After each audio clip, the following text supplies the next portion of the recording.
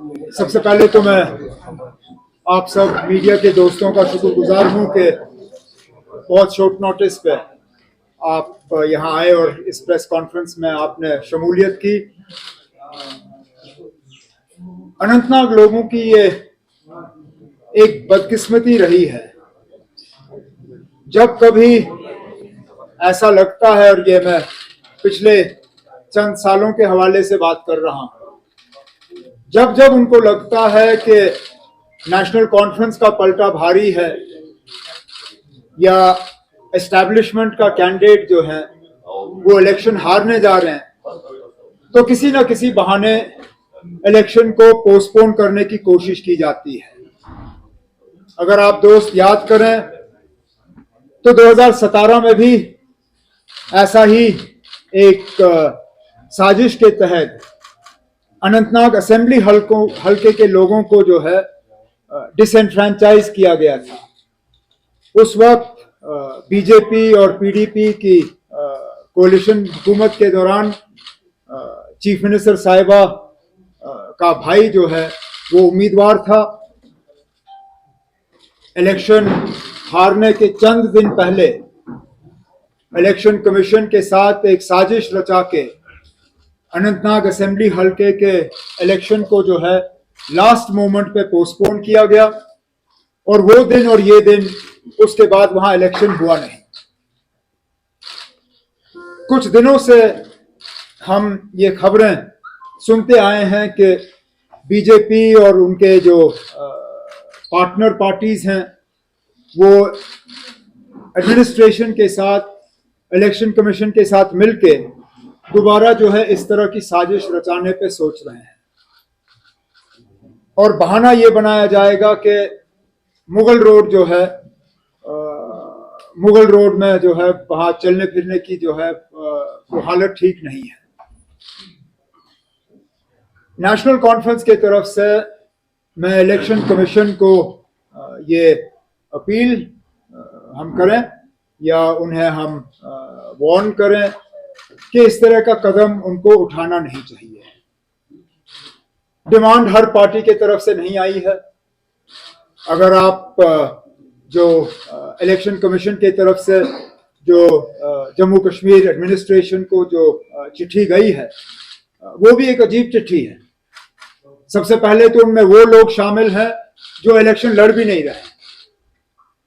अब मुझे बताइए, पीपल्स कॉन्फ्रेंस का इसमें कोई उम्मीदवार है नहीं, बीजेपी का इसमें कोई उम्मीदवार है नहीं, उनको इस इलेक्शन से क्या लेना देना? क्या वो दोबारा इस बात को साबित कर रहे हैं कि पिछली दरवाजे से वो किसी उम्मीदवार की मदद कर रहे हैं? और जब उनका इस इलेक्शन में कोई उम्मीदवार है नहीं तो उनकी राय को जो है इलेक्शन कमीशन कंसिडर क्यों कर रही है? कल को अगर मैं कोई तमिलनाडु को लेकर चिट्ठी लिखूं या केरला को लेकर चिट्ठी लिखूं या महाराष्ट्र को लेकर चिट्ठी लिखूं तो क्या इलेक्शन कमीशन उसका नोटिस लेगी? तो अगर मेरी चिट्ठियों का इन जगहों पर नोटिस नहीं लिया जाएगा तो साउथ कश्मीर, अनंतनाग, रजौरी की सीट पे उन पार्टियों का जिनका कोई उम्मीदवार नहीं है उसका नोटिस क्यों लिया जा रहा है? और फिर इस लिस्ट को बड़ा चढ़ा के पेश करने के लिए एक पार्टी का दो बार जिक्र होता है, एक पार्टी के सदर के नाम के लिहाज से और उसके बाद सिर्फ पार्टी के लिहाज से।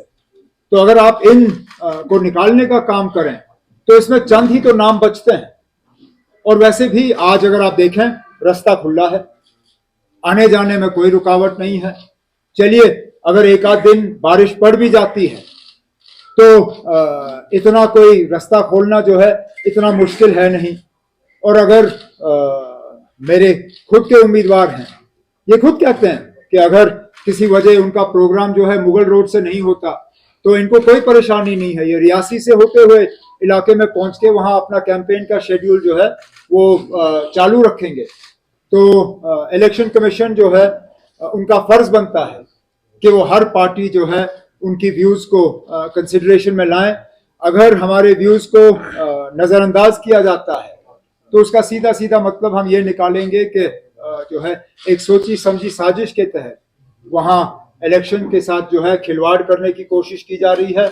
और ये चीज जो है लोग इसको बहुत इसका जो मायने निकलेगा वो अच्छा नहीं होगा। अब आपके अगर कोई सवाल है तो मैं सवालों का जवाब देने की कोशिश करूंगा। Yes, we have a letter. It's just at the moment it's being printed. As soon as it's printed, we will send it to the election commission and we will release it to all of you as well. So what prompted us to write this letter to the Look, I can't tell because I don't see how. I mean, in what way they feel that they will benefit themselves. But clearly, let's accept that the BJP doesn't do anything that it doesn't see a benefit to itself from.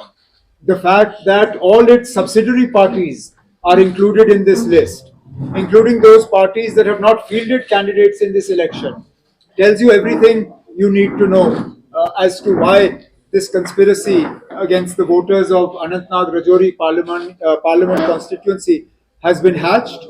But we will, as a party, take a very dim view of a decision that postpones this election. There is absolutely no need to postpone the election, even if, for some reason, the Mughal Road closes for a few hours. If they can keep roads to Kargil open, if they can keep roads to Gurez open, if they can keep roads to Tamdhar open, if they can keep roads to Keran open, if the road to Matsil can be kept open, then there is absolutely no reason why this road cannot be kept open, unless, of course, the administration wants to join in this conspiracy to tinker with the mandate of the people of Rajouri and Anantnag Parliament constituency.